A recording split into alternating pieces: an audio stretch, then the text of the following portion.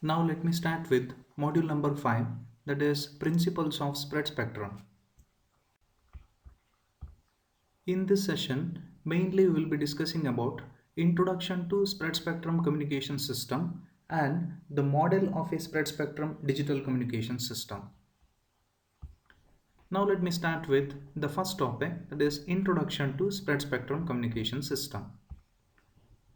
In the signal design for digital communication over an AWGN, that is additive white Gaussian noise channel, the major objective has been the efficient utilization of transmitter power and channel bandwidth.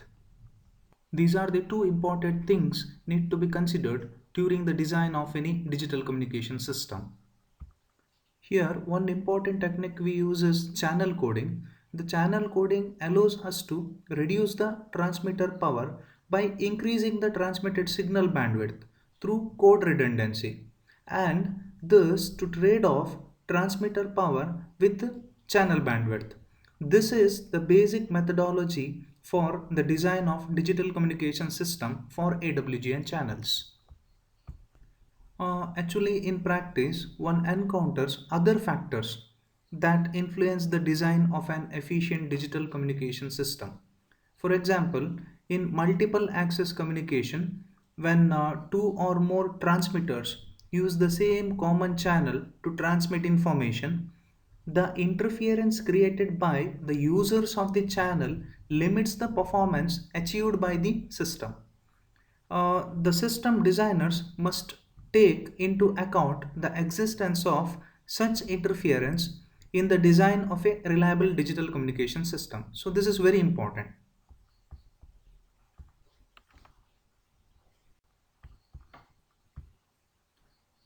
In this complex design problem also, the basic system design parameters are transmitter power and channel bandwidth.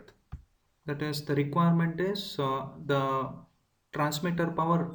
The transmitter also should use less power to transmit the signal, and also it should use very less channel bandwidth to overcome the problem of intentional or unintentional interference. That is, here it is very clear, the interference may be intentional or unintentional. In both the cases, yeah, we may further increase the bandwidth of the transmitted signal, so that the bandwidth expansion factor, that is represented as BE, that is equal to W by R, which is much greater than unity. It is very high. This is one characteristics of spread spectrum signal. That is, simply the bandwidth of the signal is increased much greater than the requirement just to achieve security of the signal.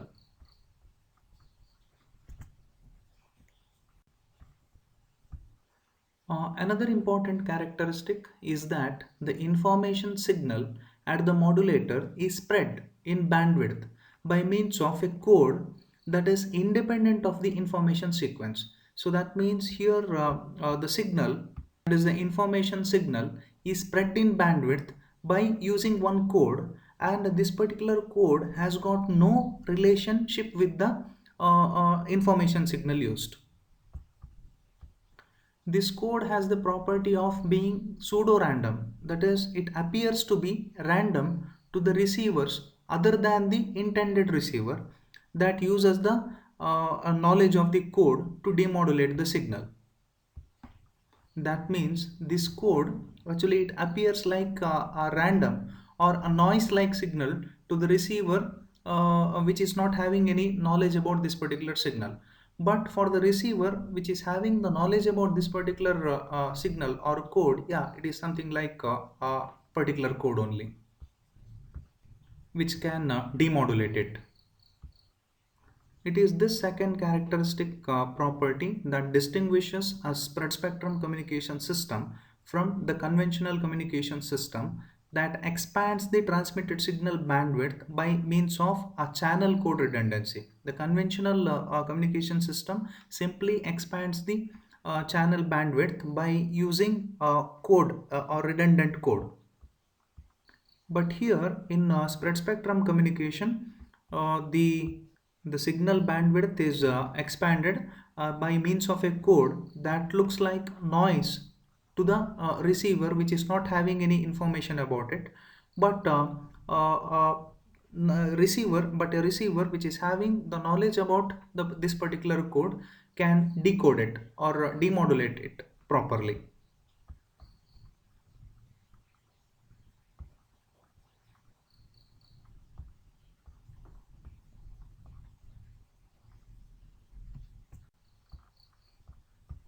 With this, we can define the spread spectrum communication or spread spectrum communication system as the in the communication system, the spread spectrum techniques are methods by which a signal, it can be an electrical, electromagnetic, or acoustic signal generated with a particular bandwidth, is deliberately spread in the frequency domain, resulting in a signal with a wider bandwidth. That means a signal with a particular bandwidth is intentionally spreaded in frequency domain to achieve a wider bandwidth, that is more than the actual bandwidth of the signal, is called as spread spectrum technique. Now if we see the actual applications of spread spectrum communication system, the spread spectrum signals for digital communications were originally developed and used for military communications to provide resistance to jamming or to hide the signal by transmitting it at low power, and thus making it difficult for an unintended listener to detect its presence in noise. That means mainly the spread spectrum communication technique is used in military applications where security of data or security of information plays very important role. Here it is achieved by mixing the actual signal with a code, with that totally increasing the bandwidth of this particular signal, and for unintended receiver it looks like a noise, and only the receiver which is having the knowledge about the code used in spreading the signal, yeah, it can demodulate it or decode it. Spread spectrum signals are now used to provide reliable communications in variety of civilian applications also, including digital cellular communications and inter-office communications.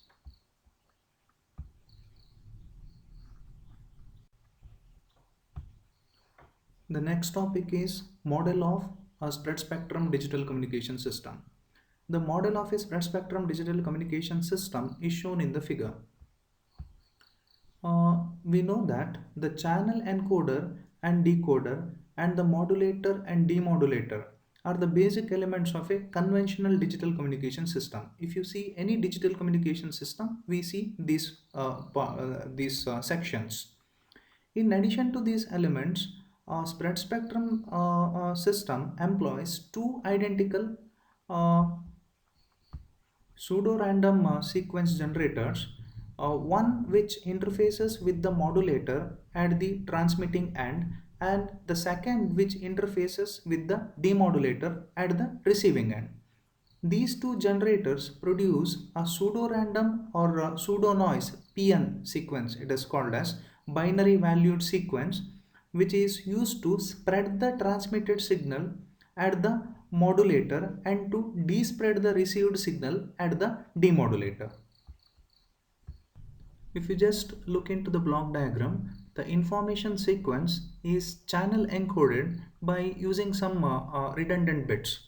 Then the output of the pseudo-random pattern generator is used to spread the bandwidth of the original signal. The pseudo-random pattern are nothing but sequence of bits, normally looks like random sequence of bits, but they repeat after long duration. So if a receiver knows about its generation pattern, it is nothing but a long sequence of pattern of bits. But for a receiver which is not knowing the generation pattern of it, it is nothing but a random sequence or a noise type of signal. Then this signal is used to modulate a carrier, that is the modulation operation is done here or considered here. So usually PSK, that is phase shift keying, or FSK, that is frequency shift keying modulation, digital modulation techniques are used. After that, the modulated signal is transmitted through the channel.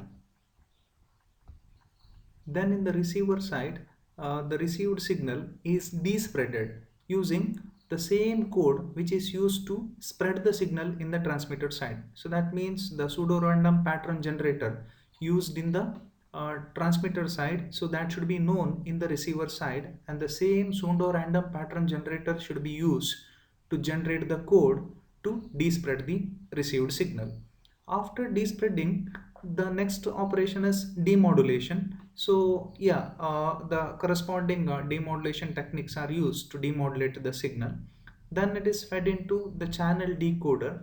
So here channel decoding operation is done. That means during the channel encoding some redundant bits are added. So these redundant bits are removed in the channel decoder section. Then the output of the channel decoder section is nothing but the received signal or the actual signal which was transmitted in the transmitter side.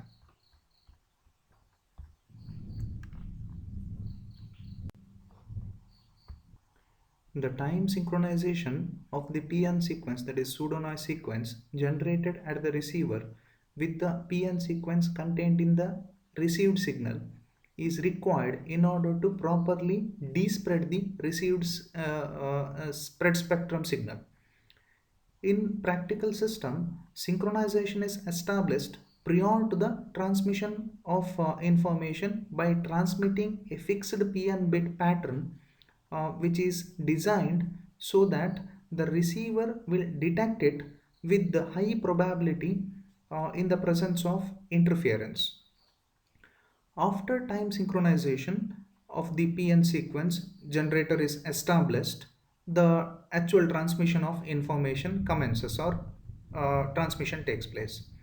In the data mode, the communication system usually tracks the timing of the incoming received signal and keeps the PN sequence generator in synchronism.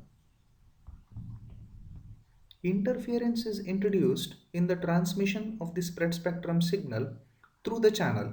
Usually interference takes place through the channel. The characteristic of the interference depends to a large extent on its origin. The interference may be generally characterized as being either broadband or narrowband, that is partial band, relative to the bandwidth of the information bearing signal, and either continuous in time or pulsed, that is discontinuous in time.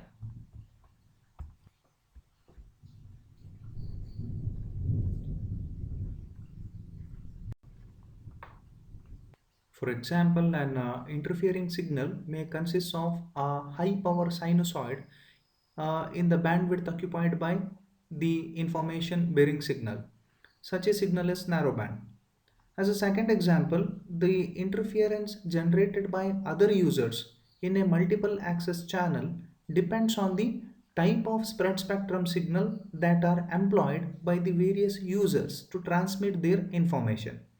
If all users employ broadband signal, then the interference may be characterized as an equivalent broadband noise.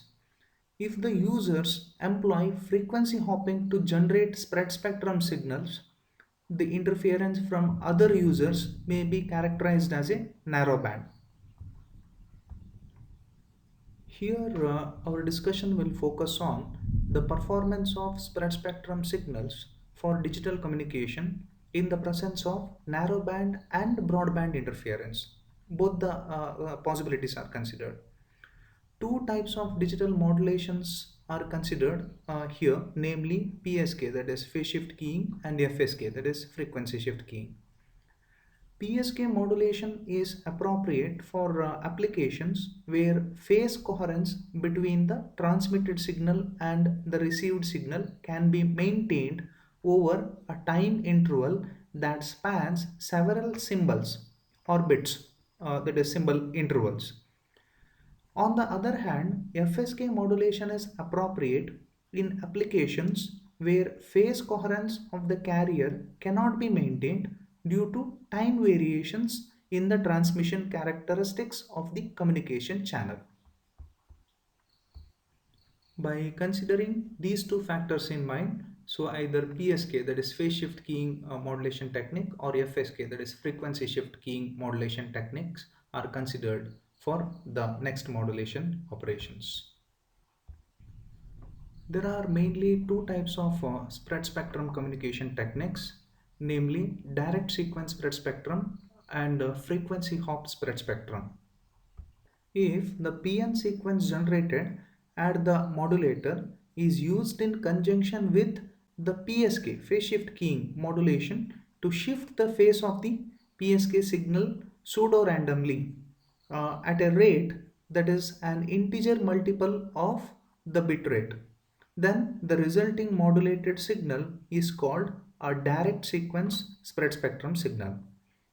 Now, when used in conjunction with binary or M array FSK, the pseudo random the PN sequence is used to select the frequency of the transmitted signal pseudo randomly.